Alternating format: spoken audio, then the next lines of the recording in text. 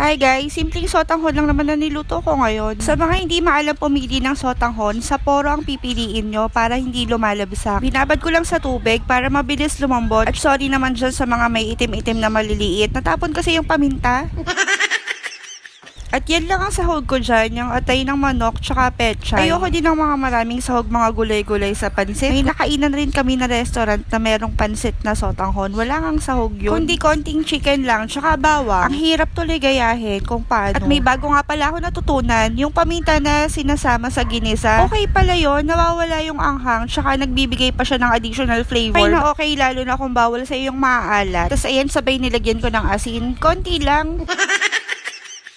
Ayan, nilagay ko na yung sotanghon. Tapos yung tubig, tinansya ko na lang din. Siguro mga 4 na 3/4 cups yan. Yung sotanghon nga pala, 15 pesos lang ang isa niyan. 3 yung binili ko. Lalo na pagka may handaan sa inyo, ganyan sotanghon ang pipiliin nyo. Lalo na kung sotanghon soup ang gagawin nyo. Kahit matagal na mainit, hindi pa rin yan lumalambot, hindi pa rin lumalabsa. At ang title nga pala niyan ay Aesthetic Sotanghon Gisado.